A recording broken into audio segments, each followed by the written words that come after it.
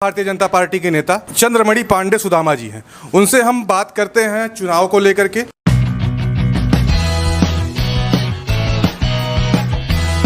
सबसे पहले तो सुदामा जी, हमारे चैनल नारद टीवी के विमर्श मंच पर आपका स्वागत है। आपका और सभी दर्शकों का स्वागत, बंधन, अभिनंदन। हाल ही में आपने भारतीय जनता पार्टी ज्वाइन किया है। काफ़ी लोग आरोप प्रत्यारोप भी लगा रहे हैं, काफ़ी कुछ चीज़ें आपके बारे में कही जा रही हैं, अच्छी भी कही जा रही हैं, बुरी भी कही जा रही हैं। और सबसे पहला सवाल हम यही करेंगे कि 5 लाख रुपए लेकर के आप भारतीय जनता पार्टी को ज्वाइन किए हैं, उस पर आपका क्या कहना है? पहली चीज़ तो मैंने भारतीय जनता पार्टी ज्वाइन नहीं किया, भारतीय जनता पार्टी में घर वापसी किया है। छात्र जीवन से 89 से मैं राम मंदिर आंदोलन से प्रभावित रहा और तब से भारतीय जनता पार्टी से जुड़ा रहा। और भारतीय जनता पार्टी 2017 में छोड़ने के बाद भी नए घाट से लेकर जन्मभूमि तक फैली गंदगी और बदहाल तिरपाल को लेकर के जून 2018 में मैंने मंडलायुक्त कार्यालय फैजाबाद आमरण अनशन किया था, जिसके बाद वहाँ की व्यवस्था सुधरी थी। राम मंदिर आंदोलन को लेकर के मैंने मखौड़ा में अनशन किया था, जिसके बाद मखौड़ा योगी जी आए और मखौड़ा के विकास के लिए 100 करोड़ रुपया दिए। मखौड़ा में काफ़ी काम भी हुआ, अभी मनोरमा की सफाई होनी भी बाकी है। तो अभी जब प्राण प्रतिष्ठा होना था और गांव-गांव कार्ड और अक्षत जा रहा था, तो मेरे घर नहीं, मेरे गांव में कार्ड और अक्षत नहीं आया था। लेकिन मैं 3 दिन उस प्राण प्रतिष्ठा के दौरान अयोध्या रहा, कि जो कि ये साबित करता है कि दल से नहीं, मैं मन से राम का हूँ। और उस राम के नाम पर मैं वापस तब आया जिस घर में मेरे मेहनत के सापेक्ष मेरा या कार्यकर्ता का सम्मान नहीं हुआ था, जिससे मैं नाराज़ हुआ था। लेकिन 7 वर्ष जनहित के जिन विषयों को मैंने उठाने का काम किया, उसका निराकरण किया कौन? सरकार ने। और फिर जब सरकार के सांसद मेरे घर आकर के और उन्होंने कहा कि अगर मुझसे आप पार्टी से कोई कमी हुई है तो उसे नज़रअंदाज करके राम के नाम पे चलिए सहयोग कीजिए, तो राम के नाम पर मैं सहयोग करने अपने घर वापस आया हूँ। अब ये कहना कि 5 लाख दिए की डील हुई है, तो आज ही अभी उन बंधु को मैंने कानूनी नोटिस भेजा है। जिलाधिकारी महोदय से भी शिकायत किया है कि वो डील का ऑडियो प्रस्तुत किया जाए, वो डील का वीडियो प्रस्तुत किया जाए। अगर डील हुआ है तो मेरा 5 लाख रुपया दिलाया जाए, अन्यथा चरित्र हनन करने वाले के खिलाफ कठोर कार्रवाई हो। क्योंकि एक न्यूड तस्वीर या वीडियो वायरल करना बहुत बड़ा गुनाह होता है, और किसी व्यक्ति का नैतिक चीरहरण करके आप वायरल कर रहे हैं, तो ये कितना बड़ा दोष है।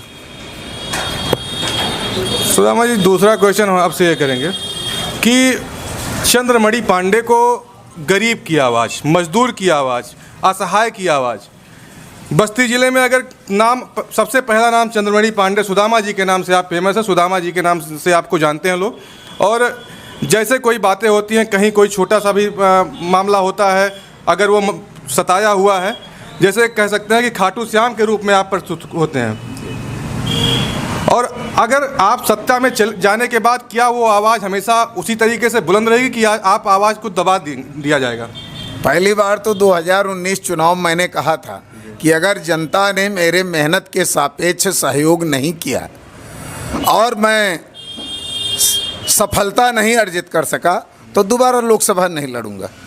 2022 के दौरान भी मैं लोगों को कहता था कि भैया, अगर मैंने सच्ची सेवा की है तो सेवक को चुन लीजिए, कहीं ऐसा ना हो सेवक को कहना पड़े कि अब सेवा बंद कर दूंगा। लेकिन भारतीय जनता पार्टी के जाने के बाद भी ज्वाइनिंग के दौरान कहा हूँ, हमेशा कहा हूँ और कहा नहीं रहा हूँ, करके दिखाऊंगा। किसी पार्टी में जाने का मतलब ये थोड़े होता कि आपकी आवाज़ बंद हो गई, आप जनहित के विषय नहीं उठा सकते। अरे मोदी जी तो देश के प्रधानमंत्री हैं, इसके बाद भी निरंतर वो निःशुल्क राशन वितरण का जो डेट है उसे अपडेट करते जा रहे हैं, 24 तक, 27 तक, 29 तक, तो सेवा नहीं कर रहे हैं। जिन गरीबों का कहीं ना कहीं हम ये कहेंगे, कहीं ना कहीं सरकार में जाने के बाद में जो आप सरकारी तंत्रों से लड़ते हैं, वही वो कहीं ना कहीं आवाज़ दबती है। बड़े बड़े नेता भी वहाँ चुप, मौन हो जाते हैं, कुछ चीज़ें देख करके मौन हो जाते हैं। क्या चंद्रमणि पांडे भारतीय जनता पार्टी की में रहने के बाद सत्ता में रहने के बावजूद में वो आवाज़ हमेशा बुलंद रखेंगे कि वो आवाज़ हमेशा दबाई जाएगी?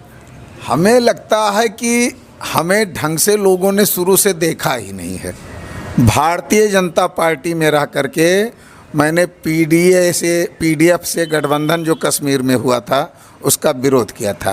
भारतीय जनता पार्टी में रहते हुए जो नागार्जुन कंस्ट्रक्शन कंपनी पूरे यूपी में विद्युतीकरण की, उसके घोटाले का मैंने विरोध किया था।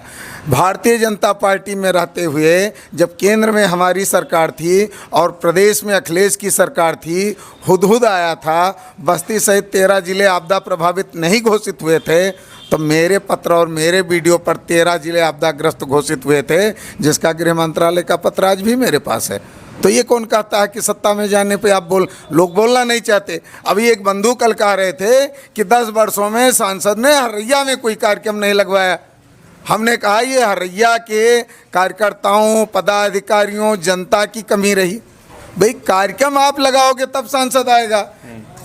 मैं भारतीय जनता पार्टी में था और ज़िले के स्कूलों में जा कर के प्रतिभावान छात्रों के खोज का एक प्रतिभा चयन प्रतियोगिता कराया था और 18 अक्टूबर 2016 को हरैया के सबसे बड़े ग्राउंड बिहार ग्राउंड में स्मृति ईरानी उन बच्चों को पुरस्कृत करने आई थी और पूरा ग्राउंड खचाखच भरा था। ये चंद्रमणि पांडे आए हैं। अब हरैया में बड़े बड़े कार्यक्रम भी होंगे, बड़ी बड़ी विकास की योजनाएँ भी आएंगी। निश्चित तौर पर सांसद के कार्यक्रम भी लगेंगे, बड़े मंत्रियों के कार्यक्रम लगेंगे और आम आवाम की भी आवाज़ उठाई जाएगी। हाँ, आम आवाज़ मेरे ऊपर शक कर रहा है और मुझे तो नाराज़गी रहती है कि जो व्यक्ति 1,63,00,000 रुपया इलाहाबाद बैंक में डूबा दिला दिया, वो 5,000 वोट भी नहीं पाए। जो व्यक्ति अमहट पुल बनवा दिया, 23 दिन आमरण अनशन करके, पूरे लोकसभा क्षेत्र की बात छोड़िए, जिन गाँवों के बच्चे रस्सी के सहारे कुआनों क्रॉस करके पढ़ने जाते थे, उन गाँवों में 10 वोट मुझे 2019 में नहीं मिला। हाँ, एक गांव की प्रशंसा करूंगा, विक्रमजोत के कल्याणपुर का तटबंध विहीन 8 किलोमीटर के क्षेत्र में दर्जनों गांव में घाघरा का वो आतंक बाढ़ का मचता था कि लोगों का जीना खाना दूभर हो जाता था और मैंने वहाँ आंदोलन करके विपक्ष में रहते हुए आवाज़ उठाई और सत्ता में बैठी भारतीय जनता पार्टी ने उस बांध को बनाया। वो गांव सुरक्षित हुई, एक ऐतिहासिक काम हुआ। तो कल्याणपुर के लोगों ने मुझे 2/3 बहुमत से 2019 में जिताने का काम किया था। ऐसी जनता का मैं ऋणी हूँ और ऐसी ही जनता का कर्ज उतारने के लिए पूरे जनपद में कहीं कोई समस्या होगी तो मैं संघर्ष करूँगा, जनता की आवाज़ सरकार तक पहुँचाऊँगा, सरकार से उन्हें न्याय दिलाऊँगा। चलिए, ये तो आपके पर्सनल क्वेश्चंस थे। मैं अब आऊँगा थोड़ा राजनीति पे। राजनीतिक क्वेश्चन ये है कि बस्ती ज़िले का जो राजनीति इस समय है, बड़ा गर्मी गर्मा का माहौल है इंडिया और एनडीए को लेकर के, लेकिन बीच में खेला कर रही है बहुजन समाज पार्टी। और ये बहुजन समाज पार्टी बस्ती जिले का नहीं, पूरे प्रदेश में खेला करना शुरू कर दिया है। इसको लेकर के आप क्या कहेंगे, क्योंकि बड़ा असमंजस की राजनीति चल रही है इस समय। हम लोग बहुत छोटे से थे और आप भी छोटे रहे होंगे, तो जब घर वाले जगाते थे पढ़ने के लिए तो क्या कहते थे, जो सोवत हैं वो खोवत हैं, जो जागत हैं वो पावत हैं। कुछ कहने की ज़रूरत नहीं। 5 साल बसपा सोई है, क्या पाएगी, क्या पाएगी। किसी का खेल वो लोग नहीं बिगाड़ रहे हैं, अपना वजूद ढूंढ रहे हैं। पूर्वांचल का कोई एक प्रत्याशी आप बता दीजिए जो बसपा में 5 साल कैडर का काम किया हो और टिकट पाया हो। बसपा क्या खेल बिगाड़ रही, बसपा तो उम्मीदवार खोज रही है, कोई मिल जाए उसको लड़ा दे। बसपा कुछ नहीं कर रही। अब रह गई बात पीडीए की, तो पीडीए का जो प्रमुख घटक दल है समाजवादी पार्टी और जिसके प्रत्याशी हैं रामप्रसाद चौधरी जी, उस सपा बसपा के ही शासनकाल में, चूंकि अटल जी के ज़माने में स्वर्णिम चतुर्भुज इशू हुआ था और ये 4 लेन बना और टोल प्लाजा बना और तमाम चौराहे अंडरपास विहीन रहे, उन पे आवाज़ उठा। एक को अंडरपास पीडीएम बैठे दलों ने बनवाया। भारतीय जनता पार्टी की सरकार में अगर मैंने आवाज़ बुलंद की तो फुटहियम अंडरपास बना, छावनी लगभग बन चुका है। और मुरादीपुर, महू घाट, आपके जो अब भारत नगर, तेनुआ, कप्तानगंज सहित दर्जनों अंडरपास बनवाने का लिखित आश्वासन हो गया है और उसको बनवा करके छोड़ेंगे। पीडीए ने किसी मुद्दे पर कोई संघर्ष ही नहीं किया, चुनाव लड़ने आ गए हैं। तो ऐसी स्थिति में पीडीए जातिगत आधार पे अपनी गणना कर रही है, लेकिन वास्तव में भारतीय जनता पार्टी गांव नहीं, कोई घर नहीं बचा है जहां इसका वोट नहीं है। तो पीडीए कुछ नहीं कर पाएगी और जनता 2 चीज़ें, जैसे मैं राम के नाम पे आया हूं, जनता दो चीज़ों पर बहुत जोर से विचार कर रही है। ऐसा नहीं 10 साल से सत्ता में रहने के बाद वो भाजपा प्रत्याशी से कहीं ना खुश ना हो, लेकिन वो सोच रही है कि जब बिना सत्ता पाए डीजे बजने पर आप हत्या कर रहे हैं, बस्ती में याद है आपको ना, तो सत्ता पा करके आप क्या करेंगे, गुंडा राज और जंगल राज स्थापित करेंगे।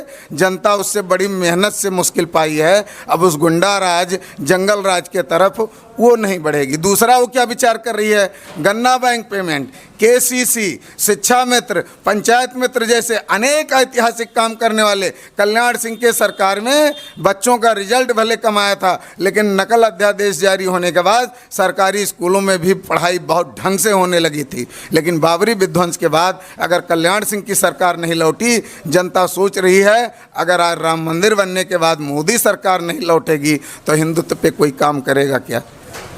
जनता इन विषयों पर गंभीर चिंतन कर रही है और धीरे धीरे सारे आक्रोश समाप्त हो रहे हैं। और बस्ती में तो जनता को अब ये विश्वास है कि भाजपा को वोट दो, सुदामा आ गए हैं जो विपक्ष में रह के हमारी समस्या समाधान कराए हैं, अब वो सत्ता में आए हैं तो समस्या रहने ही नहीं पाएगी। एक तरफा भारतीय जनता पार्टी के हरीश हैट्रिक लगाने जा रहे हैं, जीतने जा रहे हैं, कोई रोक नहीं सकता। हमारा सवाल ये भी है कि बहुजन समाज पार्टी के प्रत्याशी हैं दया शंकर मिश्रा। दया शंकर मिश्रा पहले भारतीय जनता पार्टी के पूर्व जिला अध्यक्ष भी रहे हैं और मौजूदा बसपा ज्वाइन करके वो प्रत्याशी हैं लोकसभा क्षेत्र बस्ती के। वो कहाँ तक, चूँकि उनके लोगों में जैसे तमाम चीज़ें ऐसी बातें जो चल रही हैं, हम भी चुनावी जो चर्चा कर रहे हैं बीच में जहाँ भी सर्वे हमने किया वहाँ पे चर्चा ये भी रहती है कि भारतीय जनता पार्टी का जो नुकसान कर रहे हैं वो दया शंकर मिश्रा ही कर रहे हैं, बाकी और पीडीए मजबूत हुआ है। इसको लेकर क्या कहेंगे आप? अच्छा, एक चीज़ आप बताइए, दया शंकर मिश्रा जी हमारे बहुत सम्मानित, बहुत करीबी, बहुत अच्छे व्यक्ति हैं और जो भाजपा में रहा है वो हर कोई अच्छा है। जो एक दिन भाई साहब राष्ट्रवाद में जिया है ना, वो यहाँ महाभारत नहीं होने देगा। कहीं न कहीं उन्हें भी मेरे तरीके से अपनी उपेक्षा महसूस हुई, इसलिए भारतीय जनता पार्टी से वो बागी हुए हैं, वो चुनाव लड़ रहे हैं। अपने चरित्र का वो लाभ पाएंगे, अपने गुणों का लाभ पाएंगे। बसपा के कारण कोई वोट नहीं मिलना, जो वोट होगा उनका अपना निजी वोट होगा और वो किसी एक दल का नुकसान नहीं कर रहे हैं, वो समाज के हर वर्ग का। लोग आरोप यही लगाते हैं कि अगर नुकसान दया शंकर मिश्रा अगर नुकसान कर रहे हैं तो भारतीय जनता पार्टी का ही कर रहे हैं। आरोप लोग इसलिए लगाते हैं, चंद्रमणि पांडे कहा जाता आप भाजपा विरोधी थे, आप योगी विरोधी थे, आप मोदी विरोधी थे। मैंने एक दिन कहा एक बंधु से, हमने कहा एक वीडियो, एक बयान बता दीजिए जिसमें मैंने प्रधानमंत्री या मुख्यमंत्री का इस्तीफा मांगा हो, जिसमें कहीं मैंने मुर्दाबाद का नारा लगाया हो। हाँ, शासन प्रशासन और जनप्रतिनिधियों को शर्म करने की बात हमने कही है, चूँकि वो मुद्दे आपको देखने चाहिए, उन पर आपको ध्यान देना चाहिए, लेकिन उस पर ध्यान दिया भी गया है। तो दया शंकर जी कहीं न कहीं उपेक्षित हुए, वो चुनाव लड़ रहे हैं। हम उम्मीद करते हैं कि अपने चरित्र बल पर, जिस तरीके से बसपा का कोई वजूद नहीं है, वो ठीक ठाक वोट पाएंगे, लेकिन चुनाव हरीश जी जीतेंगे। और आने वाले दिनों में दया शंकर जी जैसे लोगों का पार्टी सम्मान करेगी, मेरे तरीके से जाकर के अगर कहीं कोई त्रुटि हुई है तो उसको अपना भूल मानेगी। क्यों नहीं, ऐसे राष्ट्रवादी लोग फिर एक पटल पर इकट्ठा होंगे। ये आप श्योर हैं इस पे? आप ये बताइए, मैं बागी होकर के आरएलडी में गया। आरएलडी जब 2017 के पहले बीजेपी के साथ रहती थी, कैराना आपको याद होगा, कैराना की घटना, जब लक्ष्मीकांत वाजपेयी जी प्रदेश अध्यक्ष होते थे, आरएलडी हमारे साथ थी। जब मैं बीजेपी से नाराज हुआ उसी समय आरएलडी नाराज हुई। आरएलडी में मैं गया, आज आरएलडी कहाँ है? आरएलडी आज भाजपा में है। यहीं हरैया नगर पंचायत में आप बैठे हैं, यहीं के 3 बार के जो है नगर पंचायत अध्यक्ष थे राजेंद्र प्रसाद गुप्ता रज्जू, वो बसपा से चुनाव लड़े। व्यक्तिगत कारणों से मैंने उनका सपोर्ट भी किया, आज वो कहाँ है? भाजपा में है। हर व्यक्ति नाराजगी बस वो कहीं जाए, लेकिन वो भाजपा के कुछ लोगों से नाराज होता है। भाजपा के जो चाल चरित्र हैं, जो उसके वसूल हैं, उससे वो कभी नाराज नहीं होता। कोई राष्ट्रवाद हिंदूवाद से नाराज नहीं होता। और निश्चित तौर पर जब उसका सम्मान बढ़ेगा तो मैं उम्मीद करता हूँ कि हर व्यक्ति वापस आएगा। हर व्यक्ति हिंदू है, हर व्यक्ति राष्ट्रवादी है। आपने हिंदू की बात की, आज की मैं घटना बता रहा हूँ कि कांग्रेस के एक प्रत्याशी थे वहाँ से जबलपुर से, जबलपुर या बहुत इज्जत, हाँ इज्जत, ये मुझे अभी देखा था, वो अपना पर्चा नामांकन वापस लिए हैं और भारतीय जनता पार्टी में आ गए हैं। उनका एक वीडियो क्लिप कैलाश विजयवर्गीय के साथ, जो मध्य प्रदेश में मंत्री हैं, उनके साथ वायरल हो रहा है। कहीं ना कहीं किसी न किसी तरीके से विपक्ष के जो बड़े बड़े नेता हैं भारतीय जनता पार्टी में, चाहे वो भ्रष्टाचार का भी आरोप उनके ऊपर बहुत तगड़ा लगा है और भारतीय जनता पार्टी ज्वाइन कर रहे हैं, इसको लेकर के विपक्ष भी काफ़ी प्यार करता है कि भारतीय जनता पार्टी कहती है कि हमारे यहाँ भ्रष्टाचार मुक्त है, लेकिन भ्रष्टाचारी सारे जो भ्रष्टाचारी पार्टी ज्वाइन कर ले रहे हैं, या फिर अगर वो ज्वाइन नहीं करते तो उनको जबरदस्ती जेल में कर दिया जाता है। इस पर क्या कहेंगे? पहले एक सवाल मैं भी आपसे पूछ लूं, कहीं आपको मैं तो नहीं भ्रष्टाचारी दिख रहा हूं? नहीं, मैं आपके ऊपर नहीं किया हूं। तो हम जैसे लोग भी पार्टी में आए हैं, इसको आप ध्यान दीजिए, भ्रष्टाचारियों को लेना नहीं चाहिए, लेकिन अगर जब हम उस धर्म की बात देखेंगे तो वाल्मीकि जी शुरू में क्या थे और संतों के संगत में आने पर क्या हुए। भ्रष्टाचारी हो सकता है भाजपा में आकर के अच्छा हो जाए, भ्रष्टाचारी हो सकता है भाजपा में आके अच्छा हो जाए। चलिए, आपने बड़ा जज घुमा दिया इसको, लेकिन वाकई में ये जो सवाल है, ये कहने के लिए भारतीय जनता पार्टी कहती तो है कि हाँ भ्रष्टाचार, लेकिन विपक्ष यही आरोप हमेशा बार बार लगाता है कि मोदी नाम का एक वॉशिंग मशीन है, उसमें जाते हैं भ्रष्टाचारी, धुल उठते हैं। अच्छा ये बताए, विपक्ष केवल आरोप ही लगाता है और कुछ करता है? उस अंडरपास का मुद्दा विपक्ष नहीं उठा सकता था, अमहट का मुद्दा विपक्ष नहीं उठा सकता था, इलाहाबाद बैंक में डूबे पैसे का मुद्दा विपक्ष नहीं उठा सकता था, गौशाला में जो अधिकारियों का भ्रष्टाचार व्याप्त है, चारा दाना नहीं है, उसका मुद्दा विपक्ष नहीं उठा सकता था। विपक्ष को सिर्फ भारतीय जनता पार्टी घेर करके सत्ता लेना आता है, जनता के मुद्दों को उठाने का काम विपक्ष क्यों नहीं करता है? क्यों नहीं कहीं स्कूल में, अस्पताल में, तहसील में जा करके वहाँ के भ्रष्टाचार को उजागर करने का काम विपक्ष करता है? विपक्ष एक काम जरूर करता था कि मैं जिन मुद्दों पर सवाल करता था, जिन मुद्दों को लड़ता था, उन्हीं के नाम पे वो किसी और को लड़ा करके चुनाव जीत लेते थे। आप पता कीजिए 2017 से और 2022 तक बस्ती में विपक्ष ने कितना संघर्ष किया है, लेकिन 4 सीट विपक्षी जीते। क्यों? जो जनहित के मुद्दे थे उनको मैंने उठाया, समाधान किया, इन्होंने दिखाया कि ये भाजपा की कमी है, और जनता ने ये नहीं ध्यान दिया कि भाजपा की कहाँ कमी है। सुदामा ने आवाज़ उठाया, सत्ता पक्ष ने समाधान किया, वोट सुदामा या सत्ता को मिलना चाहिए था, इन लोगों को कैसे मिलना चाहिए भाई वोट? विपक्ष पूर्णतया शून्य है, उसके पास सिर्फ आरोप लगाने के कुछ नहीं है। वही एक कहावत, नाच नावे आंगन टेढ़ा। एक आरोप और भी लगाता है विपक्ष, बेरोजगारी और महंगाई को लेकर के। बेरोजगारी महंगाई सरकार में इतना चरम पे है कि जनता इससे त्रस्त है। जनता की जेब को काटने का कार्य भारतीय जनता पार्टी करती है, इसमें क्या कहेंगे आप? एक छोटा सा सवाल, मुझ जैसे व्यक्ति को चुनाव लड़ना चाहिए नहीं लड़ना चाहिए? ऐसे व्यक्ति जनहित में अच्छे होंगे कि नहीं? बिल्कुल बिल्कुल होंगे। 7 साल विपक्ष को दिखा कि ऐसे व्यक्ति को उम्मीदवार बना दिया जाए। और आ गई महंगाई की बात, मनमोहन सरकार में वित्त मंत्री कहते थे मेरे पास कोई जादू की छड़ी नहीं है जो घुमा दूं तो महंगाई दूर हो जाए। कम से कम भारतीय जनता पार्टी ऐसे अनर्गल बातें नहीं करती हैं, वो भ्रष्टाचार पे लगाम का कोशिश करती है।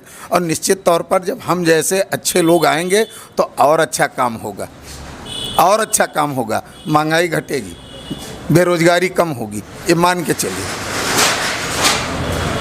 2024 का चुनाव, मोदी जी तीसरी बार प्रधानमंत्री होने के बाद बेरोजगारी को लेकर के कुछ होगा कि ऐसे ही चलेगा? हमें लगता है कि मोदी जी भी देख रहे हैं कि पुरानी पेंशन, बेरोजगारी, ये कुछ बड़े मुद्दे हैं, वो भी देख रहे हैं। इन्हीं पे विपक्ष घेर पा रहा। हालांकि विपक्ष ये नहीं बता पा रहा कि वो आएगा तो बेरोजगारी दूर कैसे करेगा। कोई फार्मूला है उनके पास? फार्मूला बताने का काम करें। वो अपना बिहार दिखाते हैं। बिहार जैसे बस्ती जनपद में बाढ़ प्रभावित गांवों को सुरक्षित करने के लिए कटरिया में बांध का कटान लगता था, उसे दूर करने के लिए मैंने कहा था कि मानवर जो बीच में रेत का मैदान है, इसकी ड्रेजिंग की जाए। बेरोजगारी को दूर करने के लिए कोई फार्मूला विपक्ष ने बताया जो सत्ता ने नहीं माना।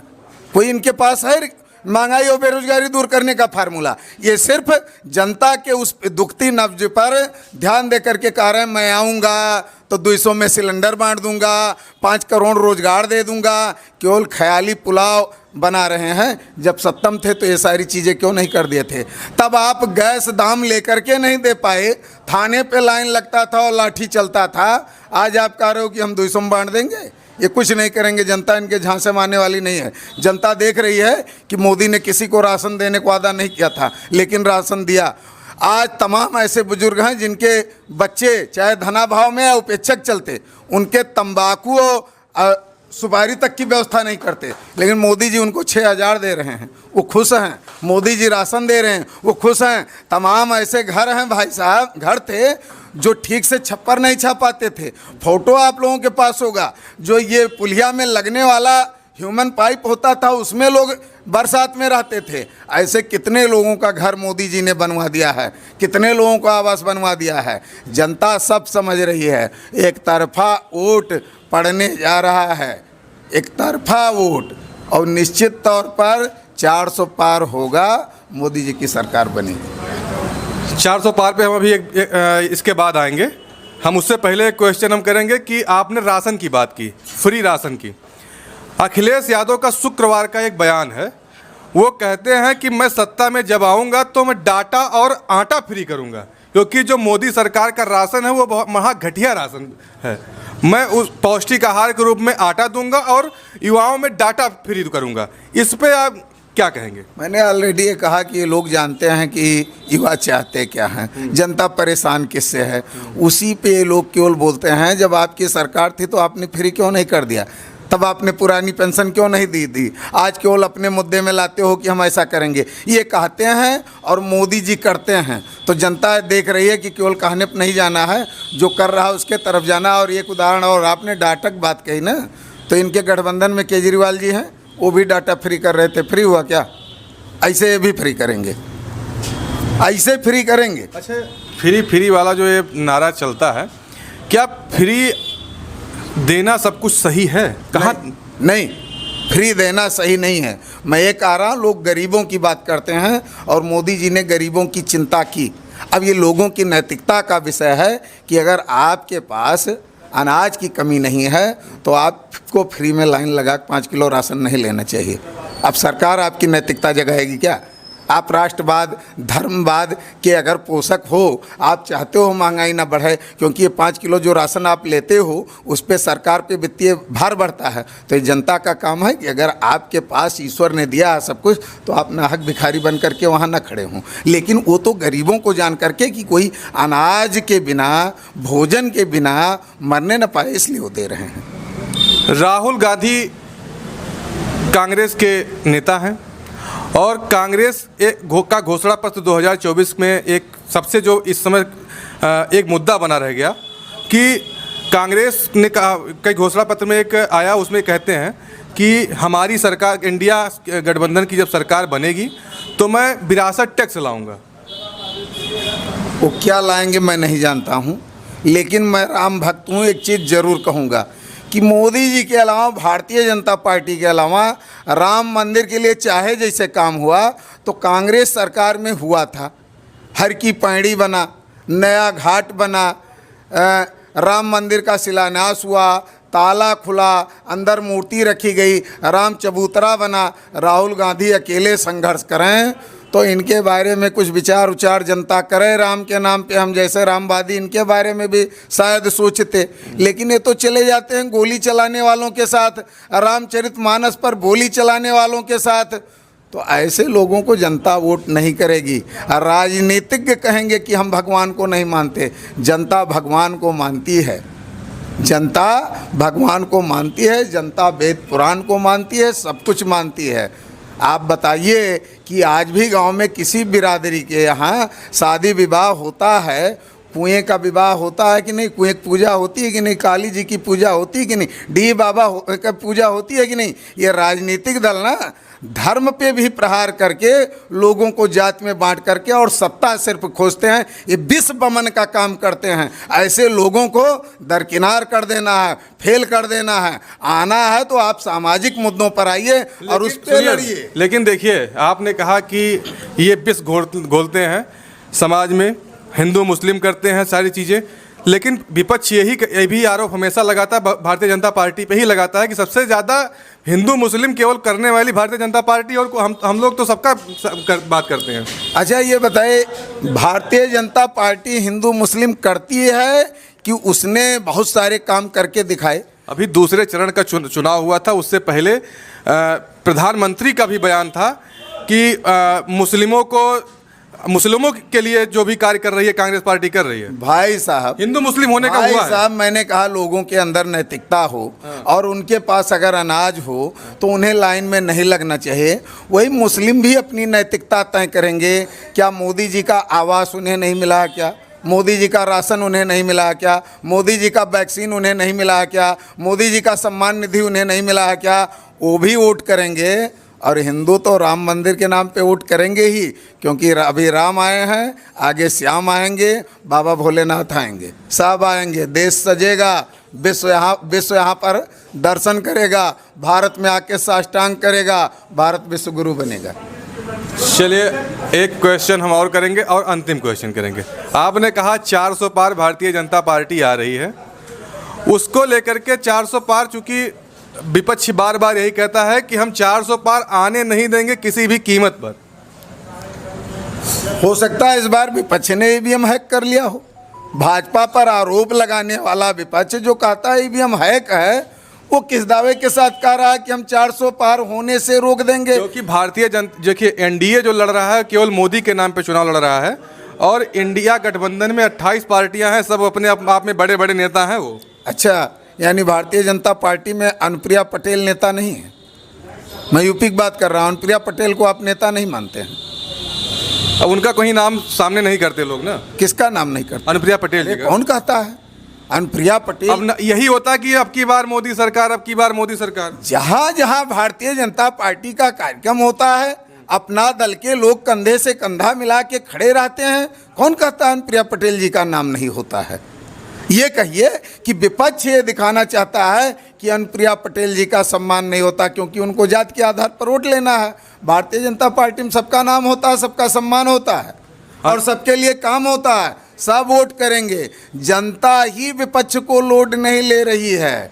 आप बताइए कितने गांव में विपक्ष का जो है चौपाल लग रहा है? हमारे पास 50 फोन आ रहे हैं कि हमारे यहाँ सांसद जी का चौपाल लगवा दीजिए, हमारे यहाँ विधायक जी का चौपाल लगा दीजिए। अब वो लोग उसका कह रहे हैं भैया कहीं चौपाल का व्यवस्था कराओ, इसके बाद वो 400 पार होने से रोकेंगे। अरे खुद 100 पार होने का सपना वो देख रहे हैं, किसी तरीके से 100 पार हो जाए। हमें तो लगता है जनता 40 पे न समेट दे। वास्तव में कह रहा हूँ भाई साहब, जनता 40 पे न समेट दे तो ताजुब नहीं। 100 पार का वो सपना देखें, दूसरे के बारे में न सोचें। 2 चरण का चुनाव खत्म हो चुका है, वोटिंग परसेंटेज काफ़ी कम है। इसको लेकर के विपक्ष अपना ये लगा रहा है कि हम इस बार हम यह जो जितना 16 सीटों पे जो चुनाव हुआ उत्तर प्रदेश में 53% 54% के आसपास वोटिंग हुई है। कम परसेंटेज वोटिंग का वो विपक्ष कहता है कि हम आ रहे हैं। भारतीय जनता पार्टी का सोपड़ा साफ है। विपक्ष कहीं न कहीं अपने कार्यकर्ताओं में, अपने पदाधिकारियों में, अपने वोटरों में विश्वास जगाने के लिए ऐसे ख्याली पुलाव पकाने का काम कर रहा है। बाकी ऐसा कुछ नहीं है। वोटिंग परसेंटेज का कारण आप उसका एक उदाहरण देख लीजिए। बस्ती में विपक्ष कहता है कि 2019 में 30,000 से राम प्रसाद जी हारे थे, इसलिए 24 में वो जीत जाएंगे। कैसे जीत जाएंगे भैया? तब बसपा का गठबंधन था, बसपा निकल गया। फिर वही विपक्ष कहता है कि बसपा का बेस वोट और तमाम वोट दया शंकर जी ले लेंगे। तो बसपा का जब बेस वोट निकलेगा तो 1-1.5 लाख वोट राम प्रसाद जी का कम होगा कि बढ़ेगा? कहाँ से वो जीत रहे हैं? ऐसे ये पूरे देश में जीत रहे हैं। ये खोखले हो रहे हैं, ये केवल जनतम विश्वास दिखा रहे हैं कि भाजपा के प्रति आक्रोश है, भाजपा नहीं जीतेंगे, सब हम ही जीत के आ रहे हैं। अरे इनके हर प्रदेश में दायम खाते खुल जाए, वही बहुत बड़ी चीज़ है। थोड़ी देर पहले आपने अभी अनुप्रिया पटेल का नाम लिया। अनुप्रिया पटेल का बस्ती जिले में, चूंकि देखिए यहाँ के प्रत्याशी हैं राम प्रसाद चौधरी जी, जातीय समीकरण बड़ा जोरों पे काम कर रहा है। क्या अनुप्रिया पटेल जी का कुछ फैक्टर बस्ती जिले में कार्य कर पाएगा? आप ये बताइए, बार बार पढ़े लिखे की बात होती है, बेरोजगारों की बात होती है, महंगाई की बात होती है। एक आम जनता इस पे चिंतन थोड़े कर पाती है। चिंतन पढ़े लिखे करते हैं, और पढ़े लिखे ही बेरोजगार हैं तो पढ़े लिखे जाति में फंसेंगे क्या? जब पढ़े लिखे को बेरोजगार चाहिए, पढ़े लिखे को विकास चाहिए, पढ़े लिखे को शिक्षा चाहिए, पढ़े लिखे को चिकित्सा चाहिए, तो पढ़ा लिखा जाति में क्यों बटेगा? पढ़ा लिखा भी देखेगा कि कौन केवल वादा कर रहा है, कौन इरादा भी दिखा रहा है, उसी तरफ वोट होगा। जातीय फैक्टर इनका फेल होगा। और एक नाम हमने लिया, अनेकों नाम है भाजपा में। यही यूपी में ओम प्रकाश राजभर जी हैं, संजय निषाद जी हैं, नेताओं की कमी यहाँ नहीं है। जयंत चौधरी जी आ ही गए हैं, और जिनके बाबा जी को इस देश की जनता जानती है, प्रदेश की नहीं, कि कोई किसान नेता था, कोई किसानों के लिए काम किया, तो कल्याण सिंह के अलावा ऐतिहासिक काम उन्होंने किया। 6 रुपया 24 पैसा प्रति क्विंटल बिकने वाले गन्ने का कीमत अपने मुख्यमंत्री रहते यूपी में चौधरी चरण सिंह जी ने 12 रुपया 74 पैसा कर दिया था। ग्रामीण विकास मंत्रालय का गठन किया था, गाँव के विकास के लिए 50% धन आवंटित कर दिया था। ऐसा किसानों नौजवानों के लिए लड़ने वाला प्रधानमंत्री परिवार का दल भी आज हमारे साथ है। विपक्ष कहीं टिक पाएगा? विपक्ष शून्य है। अंतिम क्वेश्चन आपके ही ऊपर करेंगे कि चंद्रमणि पांडे बस्ती के लिए जो आवाज उठाते थे, चाहे वो फ्लाईओवर की बात रही हो, चाहे बाढ़ क्षेत्रों में कटान का मामला रहा हो, गरीबों की आवाज उठाने का, चाहे डीएम ऑफिस हो या हरैया तहसील की बात हो, जगह जगह पे तमाम चीजें हमेशा उठाने की, वो आप करेंगे? अभी रहेगा कि नहीं रहेगा? जनता ने हमें भले नहीं उठाया, जनता के मुद्दों को उठाने के लिए मैं कृत संकल्पित था, कृत संकल्पित हूँ, कृत संकल्पित रहूँगा। और अगर मेरे कहने से, मेरे फ़ोन से, मेरे चिट्ठी से प्रशासन काम कर देगा तो धरने की ज़रूरत नहीं पड़ेगी। नहीं, धरना भी दिया जाएगा भाई साहब, स्टाम्प पे लिख के दे दूँ, मैं जनता का था, हूँ और रहूँगा। राम का भी था, हूँ और रहूँगा। चलिए, बहुत बहुत धन्यवाद सुदामा जी आपको हमसे बात करने के लिए, और आगे भी मिलते हैं ऐसे वीडियो के साथ। धन्यवाद।